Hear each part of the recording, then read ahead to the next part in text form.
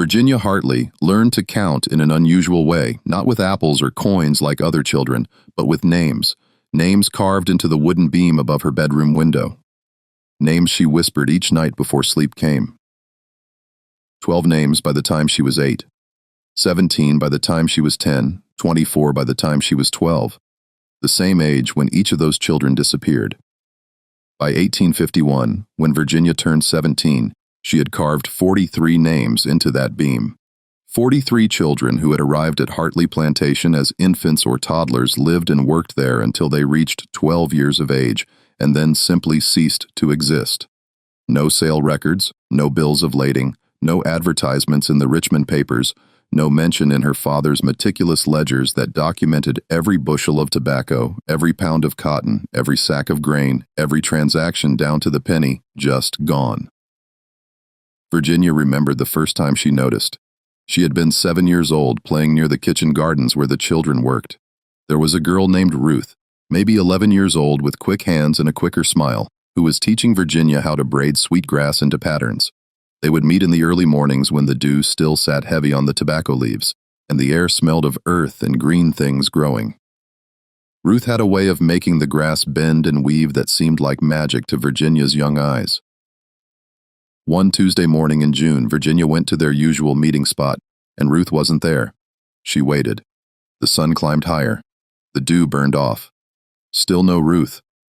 Virginia asked Ruth's mother, who turned away so quickly her skirt spun.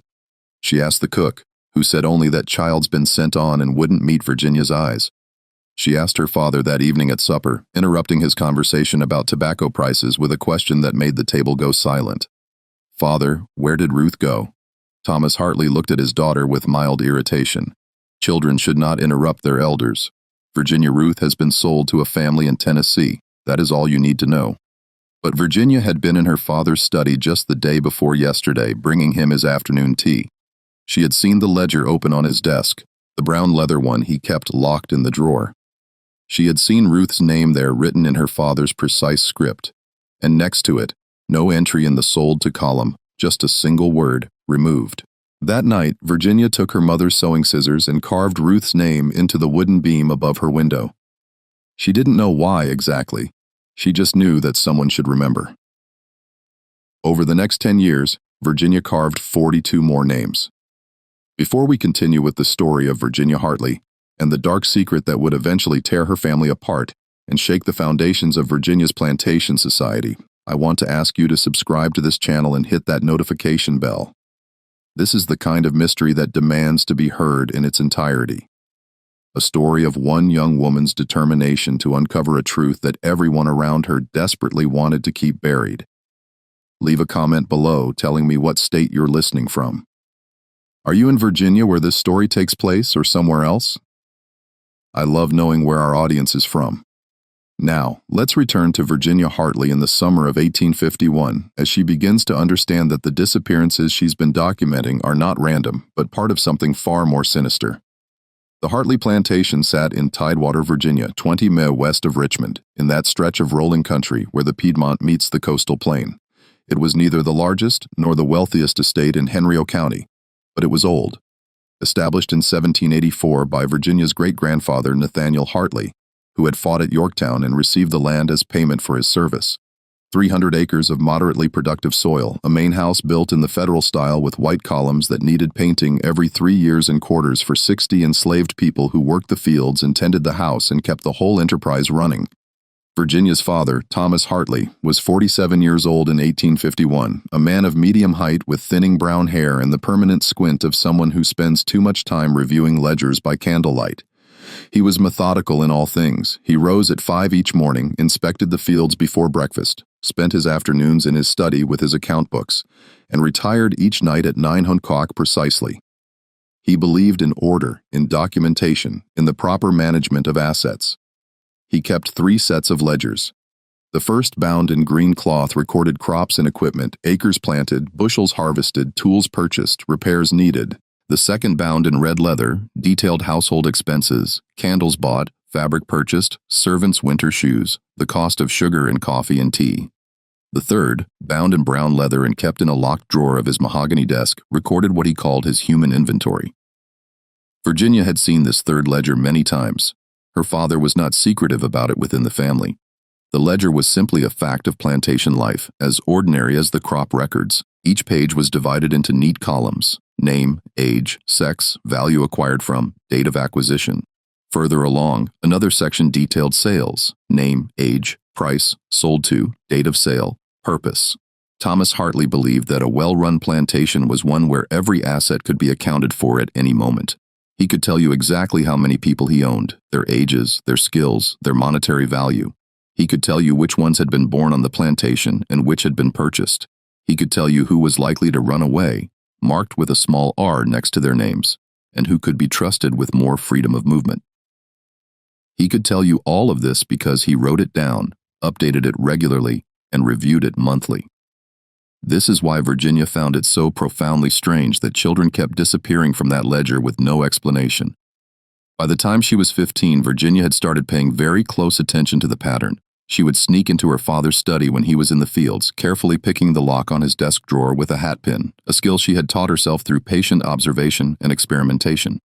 She would open the brown ledger and run her finger down the columns looking for the names she remembered, the children she had played with, talked to, watched grow. They were always there in the acquisition records, always listed with their dates of arrival, their approximate ages, their origins.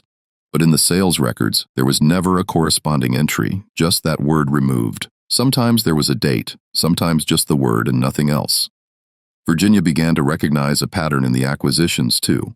Her father would make trips to Richmond 3 or 4 times a year, ostensibly on business.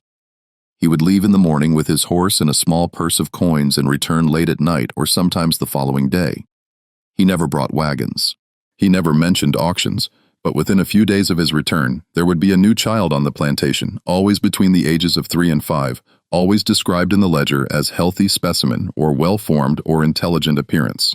These children received different treatment from the others. They worked lighter tasks: kitchen garden, water carrying, helping with laundry. They received better rations, and most strikingly, they were taught to read and write. This last fact was significant.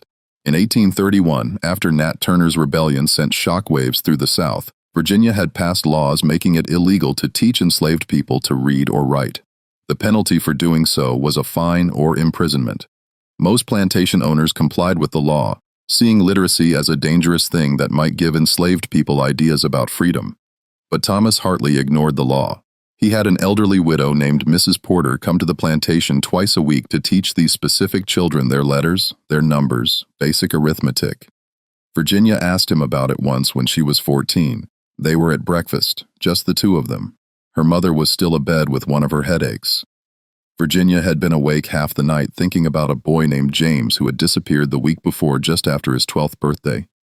"Father," she said, spreading preserves on her biscuit, trying to sound casual, "why do you have Mrs. Porter teach some of the children to read? Isn't that against the law now?" Her father looked up from his newspaper. "The law is for people who can't manage their property correctly. An educated servant is worth more, Virginia. That's simple economics. Worth more when you sell them." "Precisely. But you don't sell them, Father. At least I've never heard you mention it. Where do they go?" Thomas Hartley's expression changed subtly. His eyes, which had been relaxed and slightly amused, went cold and flat. "That is not a subject for young ladies to concern themselves with. Eat your breakfast." Virginia ate her breakfast, but she didn't stop thinking about it. By the spring of 1851, Virginia had developed what she thought of as her private investigation. She kept notes in a journal that she hid beneath a loose floorboard under her bed. She recorded the names of children as they arrived, their approximate ages, any distinguishing characteristics. She noted the dates of her father's trips to Richmond.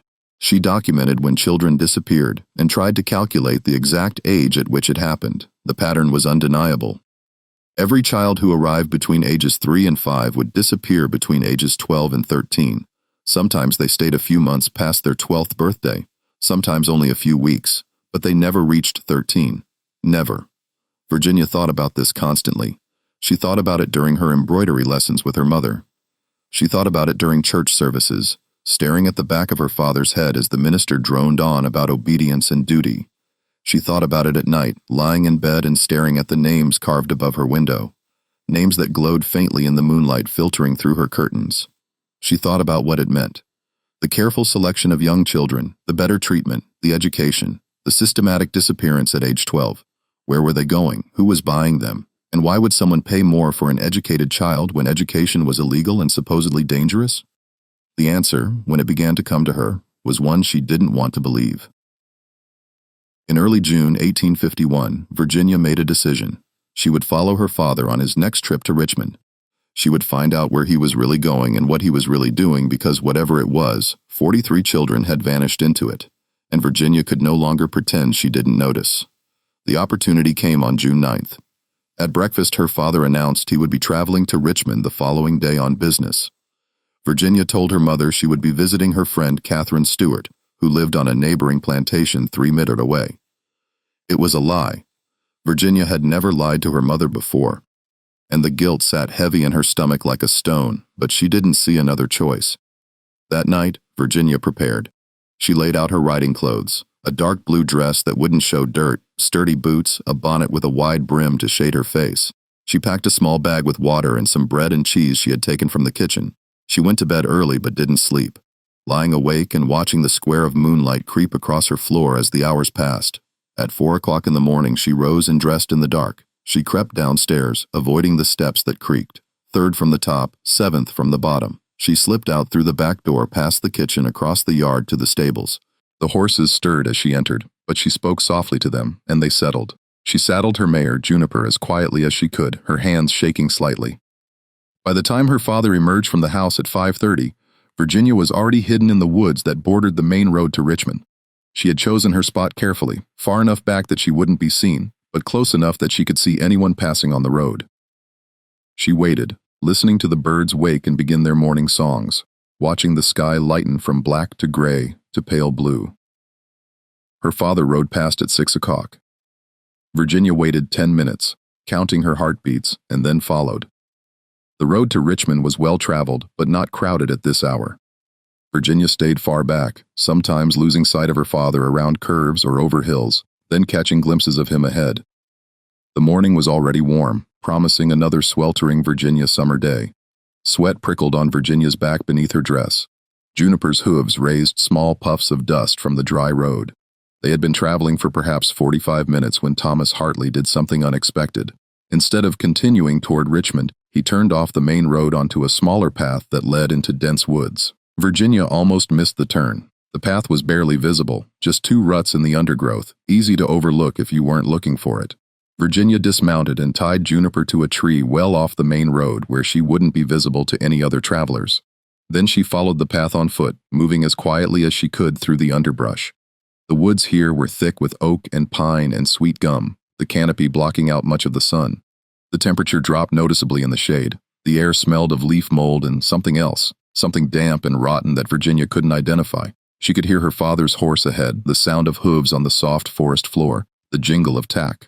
She followed the sound more than the sight, staying well back, placing her feet carefully to avoid snapping twigs.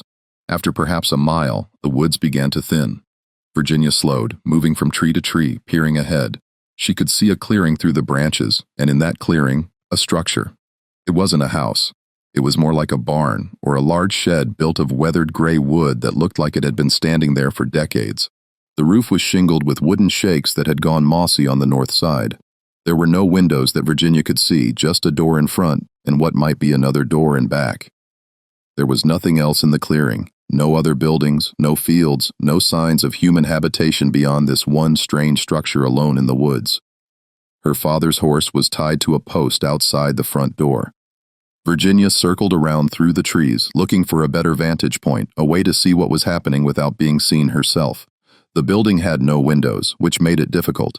But as she worked her way around to the back, she saw that there was indeed a second door there, and it was slightly ajar.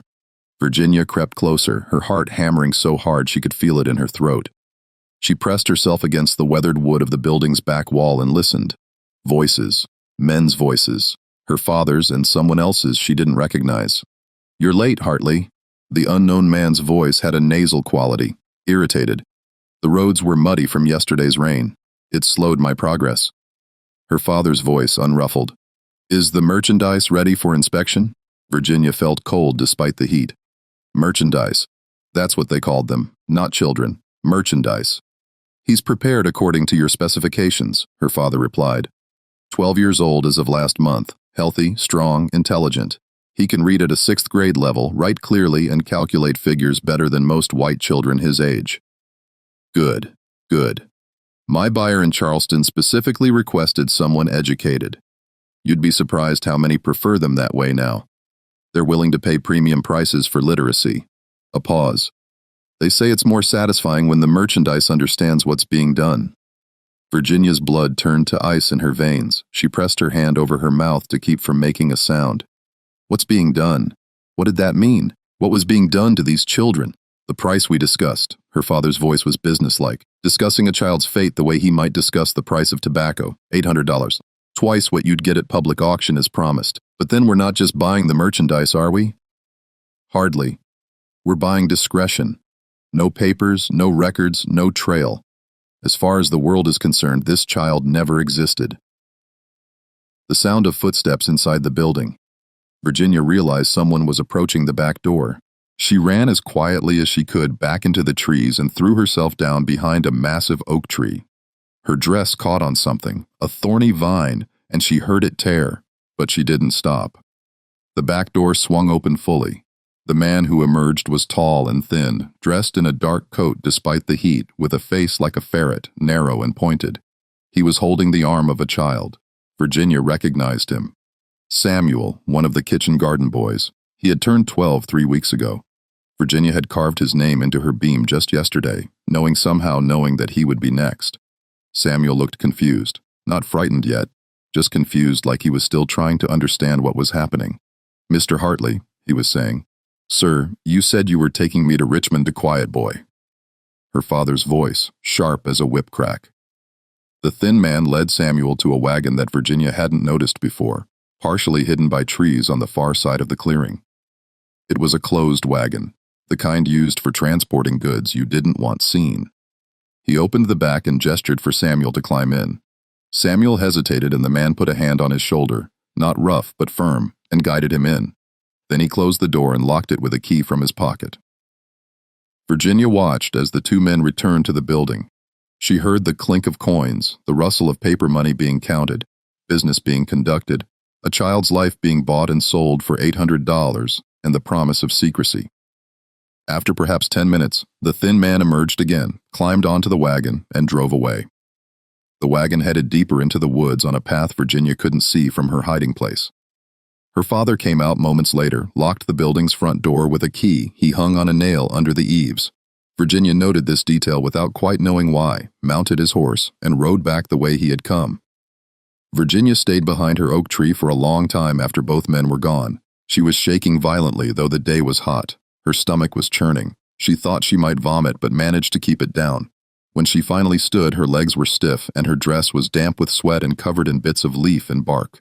She walked back through the woods to where she had left Juniper. The mare whickered softly when she saw Virginia, and Virginia pressed her face against the horse's warm neck and breathed in the familiar smell of hay and horse and home. She felt like crying, but found she couldn't. The horror she felt was too large for tears. It sat in her chest like a physical weight, crushing and cold. Virginia rode home slowly, letting Juniper pick her own pace. Her mind was churning through what she had witnessed, trying to make sense of it, trying to understand. Her father was selling children, but not through normal channels. He was selling them secretly with no documentation to buyers who wanted no record of the transaction. Children who had been specifically prepared, educated, made more valuable, and the buyer had said something that made Virginia feel physically ill, more satisfying when they understand what's being done. What was being done to them? What happened to children sold with no papers, no trail, no legal existence? Virginia's imagination conjured horror she didn't want to contemplate. She thought about the stories she had heard, whispered among the enslaved people on the plantation when they didn't know she was listening. Stories about what happened to young slaves, especially educated ones in the Deep South. Stories about wealthy men with specific tastes, specific desires. Stories that made Virginia's skin crawl. When she got home, she went straight to her room, claiming exhaustion from her ride to Catherine's. She sat on her bed and stared at the beam above her window with the 43 names carved into it. She thought about Samuel locked in that wagon being transported to Charleston and then to who knew where. She thought about all the children before him. 43 children who were out in the world somewhere suffering in ways she couldn't imagine and didn't want to. Virginia realized she had a choice to make. She could pretend she had never followed her father, never witnessed what she saw, never learned the truth. She could carve Samuel's name into her beam and continue with her life, marry whoever her father chose for her, inherit this plantation built on horror, and look away like everyone else did. Or she could do something about it. The question was, what could she possibly do? Virginia spent the next 3 weeks in a state of suspended horror. She went through her daily routines like an automaton, helping her mother supervise the house servants, doing her needlework, reading improving books in the parlor, attending church on Sunday. But her mind was elsewhere. She kept seeing Samuel's confused face as he was led to the wagon. She kept hearing the thin man's words, more satisfying when they understand. She thought about going to the authorities, but which authorities? The sheriff was Jeremiah Boone, a friend of her father's who came to dinner once a month and laughed too loudly at Thomas Hartley's jokes. The county magistrate was Harold Winslow, who owed her father money from a bad investment in railroad stock. The minister was dependent on plantation owners for his salary and would never risk his position by accusing one of them of wrongdoing. Virginia lived in a world where men like her father made the rules, enforced the rules, and benefited from the rules. A world where enslaved people had no legal recourse and no rights that white people were bound to respect. A world where even a white girl of good family had no real power, but she couldn't do nothing. She couldn't just watch as another child disappeared in September and another in December, and more stretching into the future. Virginia began to form the skeleton of a plan.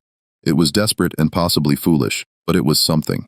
First, she needed to understand the scope of what her father was doing. How long had this been going on? How many children? Where were they being sent? Who were the buyers? She started by talking to people on the plantation, or more accurately, by listening.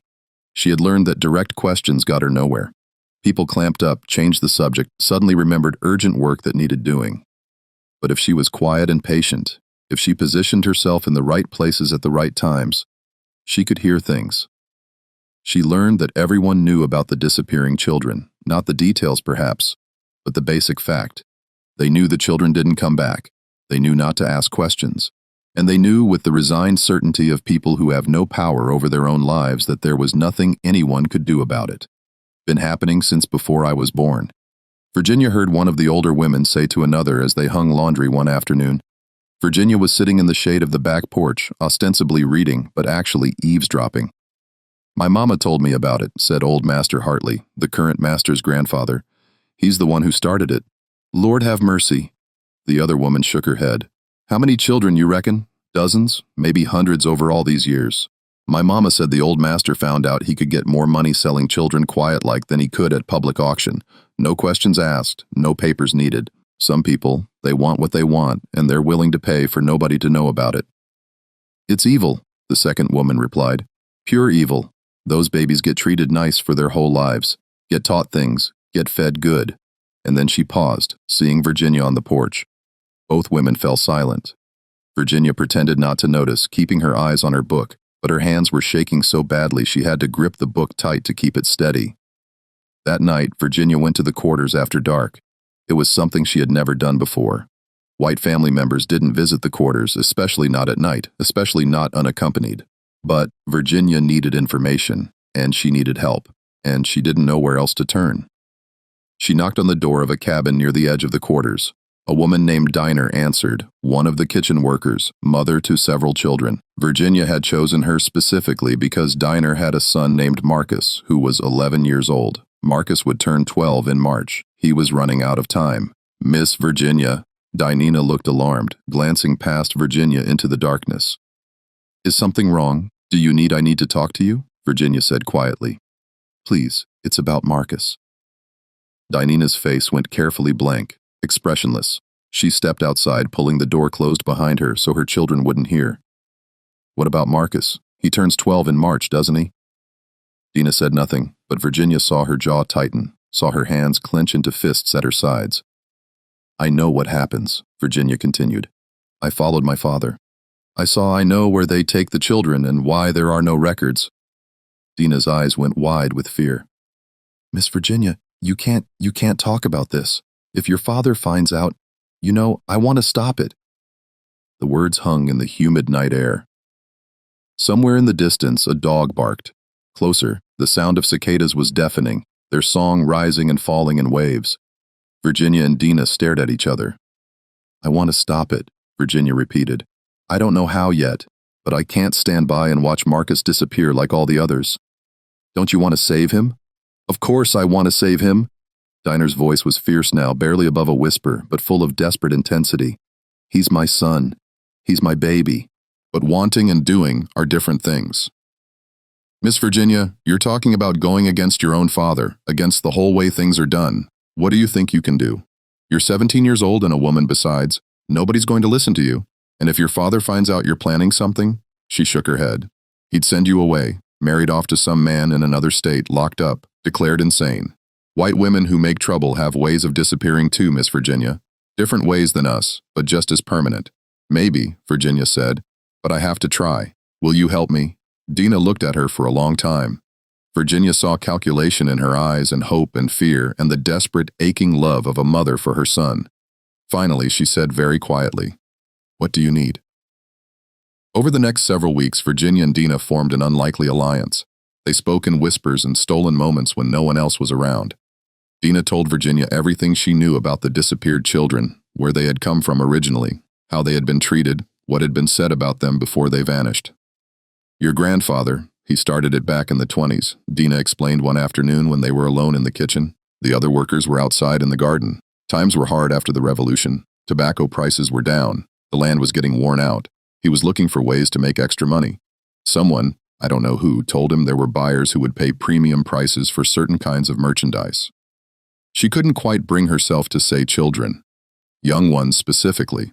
Ones who had been raised right, taught things, made valuable. He started small, just 1 or 2 a year, but it was profitable. And by the time your father took over the plantation in 29, it was just how things were done." "Where do they come from?" Virginia asked. "The children, I mean. I know some are born here, but not all of them. Your father buys them special. He goes to estate sales in other counties, to auctions in Richmond and Petersburg. Always looks for young children, 3 to 5 years old. Has to be healthy, has to look intelligent. He brings them back here and has them raised gentle-like, better food, lighter work, gets them educated, which is illegal now. But your father doesn't care about laws when there's money to be made. He's preparing them, you see, making them more valuable for his special buyers." Virginia felt sick. "And the buyers, who are they?" Diner's expression was grim. "That I don't know exactly, but I've heard things over the years. Rich men, mostly men from Charleston, Savannah, New Orleans, men who want slaves for particular purposes, things that can't be done legally or openly. Some want house servants they can educate without breaking the law in their own states. Some want," she paused clearly, struggling with how to say it, "some want children for reasons that don't bear thinking about, Miss Virginia. That's why they don't want papers. Papers mean records, and records mean questions, and questions might lead to trouble." Virginia's hands were shaking. She gripped the edge of the kitchen table to steady them. "The man I heard in the woods, he mentioned Charleston. That's where the trading happens. Charleston, New Orleans, sometimes Memphis. Your father brings the children to that building in the woods, and a middleman takes them from there. The middleman deals with the actual buyers. That way, your father's hands stay clean. You see, he can claim ignorance if anyone ever asks. Not that anyone asks." "No," Virginia said bitterly. "No one asks." Virginia thought about this constantly. She was searching for a way to disrupt the system to save Marcus and any other children who would come after him. But every idea she came up with seemed impossible. She couldn't go to the law. The law was controlled by men like her father. She couldn't convince her father to stop. He had been doing this for decades and saw nothing wrong with it. She couldn't even free the children herself because she had no legal authority to do so. In August, her father took an unscheduled trip. He was gone for 3 days and came back with 2 new children, a girl of about 4 and a boy of about 3, both frightened and crying, clinging to each other. Virginia watched from her bedroom window as they were brought to the quarters. The girl had a rag doll clutched in her arms. The boy kept calling for his mother.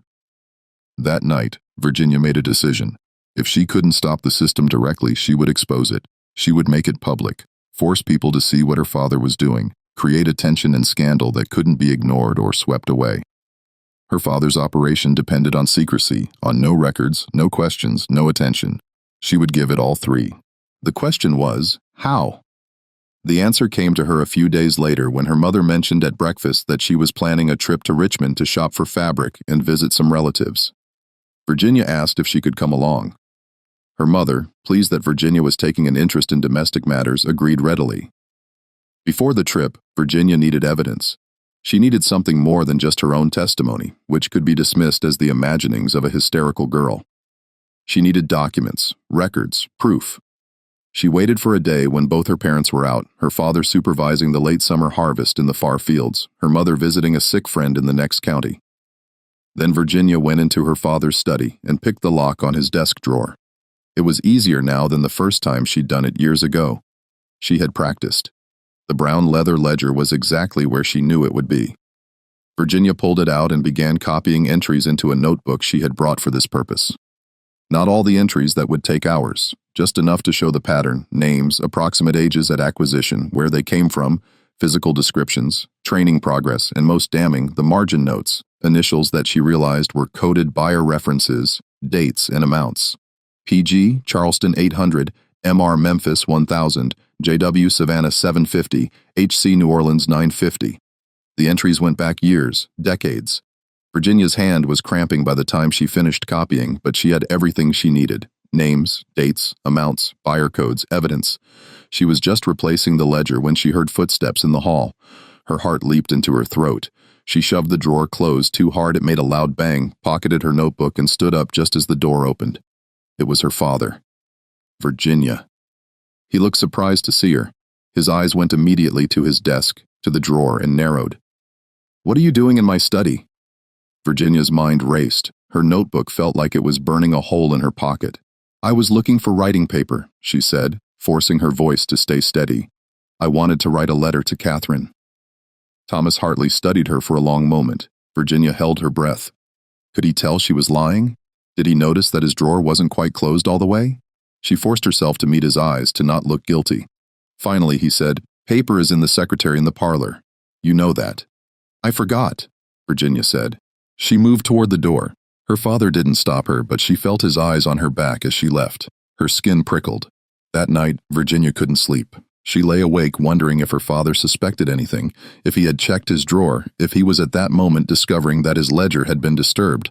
But the next day passed normally, and the day after that, her father said nothing. Virginia began to breathe easier. The trip to Richmond came in late August. Virginia and her mother left on a Tuesday morning, taking the carriage with two of the enslaved men to drive and attend them.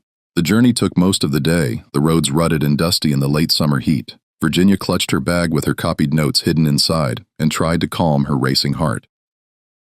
Once they arrived in Richmond and Virginia's mother went off to visit relatives, Virginia excused herself, saying she wanted to look at the bookshop. Instead, she made her way to the offices of the Richmond Examiner, one of the more progressive papers in the city. She had chosen it carefully after reading copies her father brought home and noting which papers had published articles critical of the slave trade. The office was a cramped, ink-smelling space above a printer shop on Main Street. Virginia climbed the narrow stairs, her heart hammering, and knocked on the door. A young man answered, maybe 25, with ink stains on his fingers and a harried expression. "Can I help you?" "I need to speak to a reporter," Virginia said. "I have information about illegal slave trading." The young man's expression sharpened immediately. "Come in."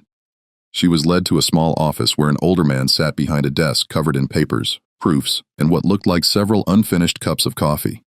He stood when Virginia entered and introduced himself as Edmund Parker, the editor. He was perhaps 50, with graying hair and sharp, intelligent eyes. Virginia sat down and without preamble told him everything. She described following her father to the building in the woods. She described the transaction she had witnessed.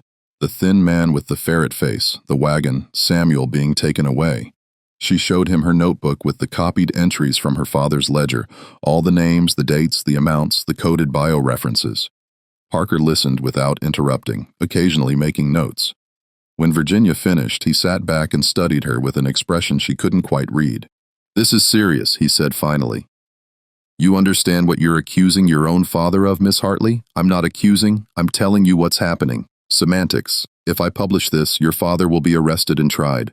Your family will be destroyed. Your name will be dragged through every newspaper in Virginia. You'll be known as the daughter who betrayed her father. Some people will call you courageous. Many more will call you a traitor. Are you prepared for that? Virginia met his eyes. Yes. Parker studied her for a moment longer, then looked down at her notebook. These buyer codes. You're sure your father keeps the key to them somewhere? He must. He's too methodical not to.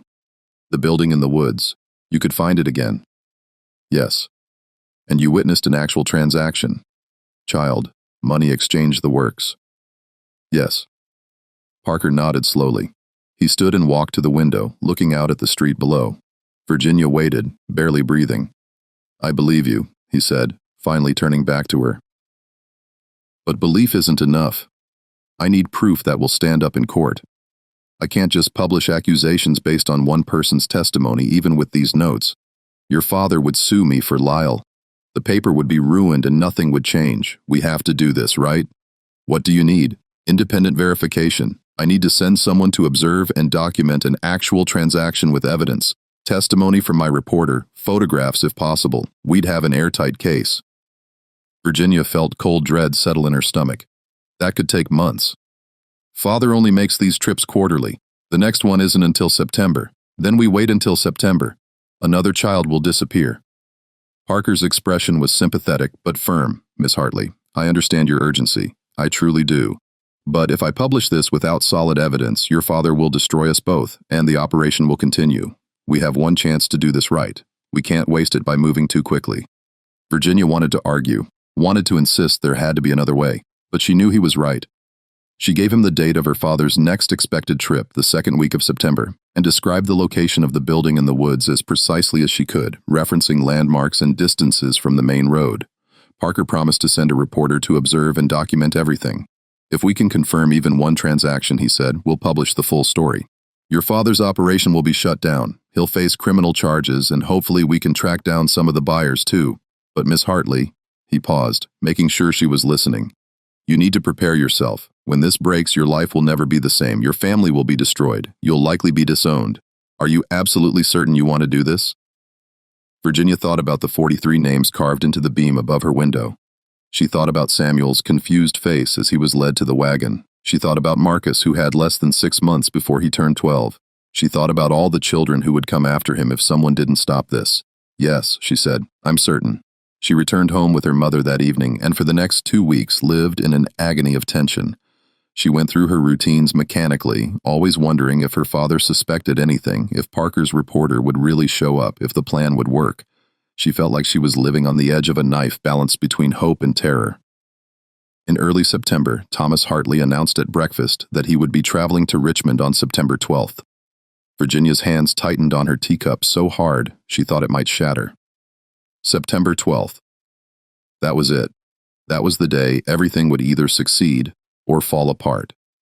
September 12th dawned clear and hot, the kind of day that promised to be sweltering by mid-morning. Virginia watched from her bedroom window as her father rode off just after 6 o'clock. She spent the morning in agony, unable to eat, unable to focus on anything. Her mother commented that she looked pale and suggested she rest. Virginia retreated to her room and paced like a caged animal. What was happening out there in the woods? Was Parker's reporter in position? Would they be able to document everything? What if her father noticed he was being watched? What if something went wrong? The hours crawled past. Noon came and went. Virginia's mother knocked on her door around 2 a.m, concerned, but Virginia claimed a headache and asked to be left alone. She sat by her window and stared out at the long drive, waiting. Her father returned just before sunset. Virginia watched him dismount, hand his horse to one of the grooms, and walk into the house with his usual brisk stride. He looked exactly the same as always. Nothing seemed wrong. Had the plan failed? Had Parker's reporter not shown up? Virginia barely slept that night. The next morning at breakfast, her father seemed normal, no hint that anything unusual had happened. Virginia's hopes began to sink. Something had gone wrong. It had to have gone wrong, or surely her father would be acting differently. But then, 3 days later, everything exploded. The story broke in the Richmond Examiner on September 15, 1851. The headline was printed in letters so large Virginia could read them from across the room. Prominent Virginia planter accused of operating secret child trading ring. Decades of illegal sales exposed. Virginia's mother screamed when she saw it.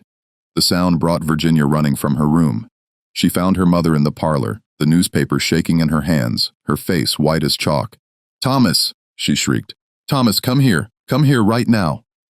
Virginia's father came from his study, already moving fast. He had clearly heard the scream. He took one look at the newspaper and went very still, his face drained of color. For a long moment, no one spoke. Then her mother turned to look at Virginia, and Virginia saw understanding dawn in her eyes. "You," she whispered. "You did this. Someone had to," Virginia said quietly. What followed was chaos. Her father shouting, demanding to know what Virginia had told the newspaper. Her mother weeping and hysterical, calling Virginia a traitor, a betrayer, asking how she could do this to her own family. Virginia standing her ground, voice shaking but words steady, saying that she couldn't let it continue, that 43 children had disappeared, and she wouldn't let there be a 44th. Sheriff Boone arrived that afternoon with 2 deputies. Virginia watched from the top of the stairs as her father was arrested. Thomas Hartley went quietly, his face rigid with fury and shock. As they led him past the stairs, he looked up and his eyes met Virginia's. The look he gave her was one of pure hatred. Virginia forced herself not to look away. The trial began 6 weeks later in November. The courtroom in Richmond was packed every day. The public gallery, the press section, every available space filled with curious observers who came to see the spectacle of a daughter testifying against her father. The prosecution built their case methodically. They had Edmund Parker's reporter who testified about what he had witnessed in the woods on September 12th. They had photographs, grainy de jure types that nonetheless clearly showed Virginia's father exchanging money with the thin man, showed a child being led to a wagon, showed the building itself. They had Virginia's testimony about what she had seen and heard. They had the testimony of Dina and other enslaved people from the plantation who spoke reluctantly but truthfully about the pattern of disappearances. Most damning, they had the ledgers themselves. The sheriff had seized them when he arrested Virginia's father, and they provided incontrovertible evidence of the scheme. Years of entries showing children acquired, trained, and removed with no corresponding sale records, along with the margin notes showing coded transactions worth thousands of dollars. Virginia's father's lawyer tried desperately to build a defense. He argued that his client had every right to dispose of his property as he saw fit. He tried to discredit Virginia, calling her a hysterical girl who had misunderstood innocent business dealings. He tried to suggest that the enslaved people testifying were lying in hopes of gaining freedom, but the evidence was overwhelming. The prosecution even managed to track down some of the buyers through the coded references. Several were granted immunity in exchange for testimony, and what they revealed was worse than Virginia had imagined. The buyers had purchased the children for reasons that ranged from the merely illegal to the genuinely monstrous. Some wanted educated servants and were willing to pay premium prices to avoid their own state's laws against teaching slaves to read. Others wanted children for exploitation that made the courtroom go silent when it was described. Even in the carefully euphemistic language required by decorum, Virginia was called to testify on the 3rd day of the trial. She wore a simple gray dress and kept her hands folded to stop them from shaking. The prosecutor led her through her testimony gently when she had first noticed the disappearances, how she had started keeping records, what she had witnessed when she followed her father, why she had decided to go to the newspaper. Then her father's lawyer cross-examined her, and he was not gentle. He accused her of being a rebellious daughter seeking attention. He suggested she had romantic notions about abolition picked up from unsuitable reading material. He implied she was mentally unbalanced, perhaps suffering from hysteria or delusions. He asked her repeatedly why, if she was so concerned about these children, she hadn't spoken to her father directly instead of going behind his back to the press. Virginia answered every question calmly. "I did speak to my father. He told me it was none of my concern. And I went to the press because I knew no one else would listen. Who would believe an enslaved person complaining about their treatment? Who would investigate a respected planter based on rumor? The only way to stop what was happening was to make it impossible to ignore." On the 5th day of the trial, Thomas Hartley himself testified. He was calm, almost arrogant on the stand. He admitted to the transactions but claimed he had done nothing wrong. Enslaved people were property, he argued. He had every legal right to sell his property to whomever he wished at whatever price he could negotiate. If he chose to do so without formal documentation, that was his prerogative as the owner. "These people are not children in the sense that white children are children," he said at one point. "They are property that must be managed for maximum efficiency and profit. I prepared them according to market demand, just as I might improve any other asset before sale. There is no crime in that." The courtroom erupted. The judge had to bang his gavel repeatedly to restore order. Virginia, sitting in the public gallery, felt sick, but her father had miscalculated badly. By admitting to the undocumented sales, he had inadvertently confessed to tax evasion and failure to register transactions with the county clerk. Both criminal offenses, and several of the buyers he had sold to were from states where the children's subsequent treatment violated even the minimal protections afforded to enslaved people. This made him potentially guilty of conspiracy and crimes committed by others. The trial lasted 2 weeks. The jury deliberated for less than 3 hours. Thomas Hartley was found guilty on multiple counts: illegal trading in human beings, conspiracy, fraud, and tax evasion. He was sentenced to 15 years in prison, a harsh sentence for the time, though one that still felt inadequate to Virginia given the scope of what he had done. In addition, the plantation was seized to pay legal debts and provide compensation to victims. Virginia and her mother were left with almost nothing. Virginia's mother never forgave her. The day after the verdict, she packed her belongings and went to live with her sister in North Carolina, refusing to even say goodbye to Virginia. She sent one letter weeks later informing Virginia that as far as she was concerned, she had no daughter. Virginia had destroyed the family, ruined the family name, and brought shame on everyone connected to the Hartley name. Virginia moved to Philadelphia in early 1852. She had nowhere else to go. The plantation was being sold off piece by piece. Her father was in prison. Her mother had disowned her. Her name was notorious throughout Virginia. Some people called her a hero, but many more called her a traitor and a betrayer. In Philadelphia, she found work with the Pennsylvania Anti-Slavery Society. They had heard about her case. It had been covered extensively in the abolitionist press, and they welcomed her. Virginia began speaking publicly about what had happened, writing articles for abolitionist newspapers, testifying before anti-slavery gatherings. She became known as the Virginia Daughter, the girl who had exposed her own father's crimes. Some of the children who had been sold through her father's operation were tracked down through the trial testimony. A few were returned to their birth families. Most could not be found. They had disappeared into the vast apparatus of slavery, their trails gone cold. Virginia maintained contact with those few who were found, sent them what little money she could spare, tried to help in whatever small ways were available to her. She never married. She never returned to Virginia. She spent the rest of her life working for abolition, and after the Civil War ended for the rights of freed people. She was never wealthy, never famous beyond abolitionist circles, never entirely at peace with the choices she had made. In her later years, she wrote a memoir. It was published in 1885 when Virginia was 51 years old. She titled it The 43 Names, A Daughter's Account of Slavery's Hidden Horrors. In it, she detailed everything: her childhood on the plantation, the names carved into her beam, her investigation, the trial, the aftermath.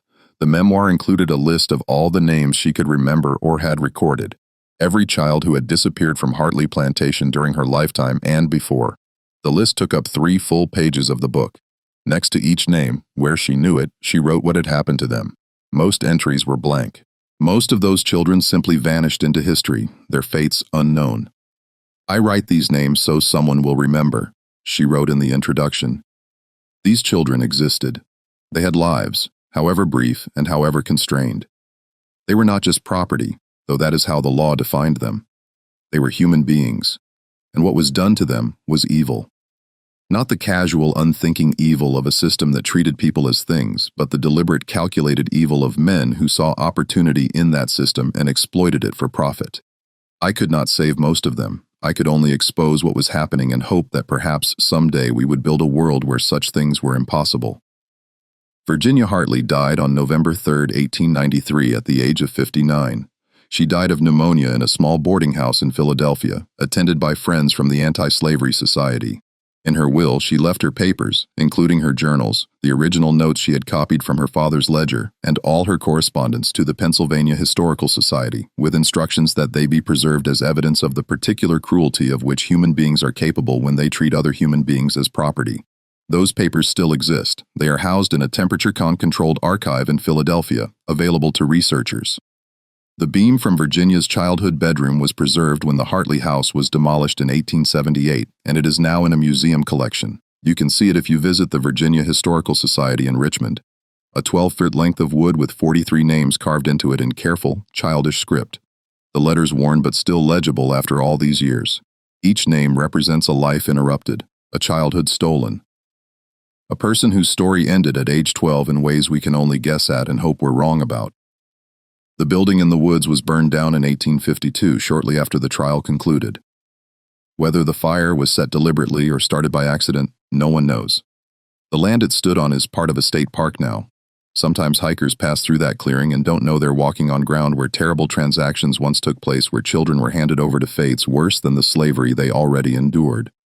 The trial testimony, the ledgers, the photographs, all were preserved as evidence and are now part of the historical record. They provide a window into a specific kind of horror that existed within the larger horror of slavery. A reminder that there were always people willing to exploit the vulnerable for profit, and that systems of oppression create opportunities for the worst impulses of human nature. Virginia Hartley's story raises uncomfortable questions that we still grapple with today.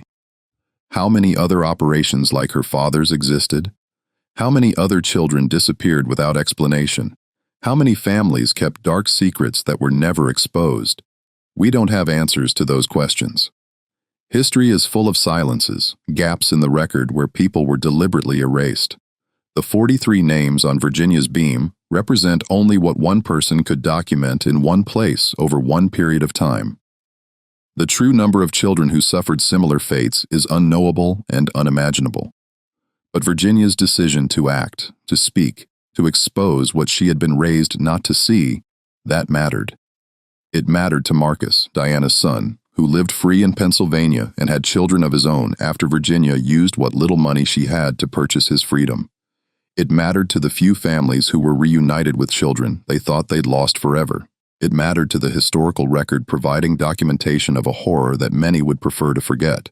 And perhaps it matters now as we reckon with the legacies of slavery and systemic oppression, as we confront the ways in which cruelty can become routine, systematic, invisible. Virginia kept finding children who vanished at age 12, and she chose not to look away. She chose to count, to remember, to carve their names where she would see them every day. She chose to act, even knowing the personal cost would be devastating. Sometimes bearing witness is all we can do. Sometimes it's everything. This story shows us that evil often hides in plain sight, protected by systems that benefit from silence and complicity.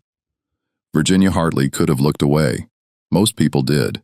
She could have told herself it wasn't her problem, wasn't her responsibility, wasn't something she could change. But she chose to see, to document, to act, even knowing it would destroy her own life in the process. What do you think of this story? Do you believe all the truth was revealed in that trial, or do you think there were darker secrets that remained buried? How many other operations like Thomas Hartley's existed in the shadows of American slavery? Leave your comments below. I read everyone, and I love hearing your theories and thoughts. If you want more historical mysteries like this one, stories that shine light into the darkest corners of our past, subscribe to this channel and hit that notification bell. Share this video with someone who appreciates these difficult but important chapters of history. These stories need to be told. These names need to be remembered. We owe that much to the 43 children whose names Virginia carved into that beam, and to all the others whose names were never recorded at all. Thank you for listening. I'll see you in the next. I'll see you in the next. I'll see you in the next. I'll see you in the next. I'll see you in the next. I'll see you in the next.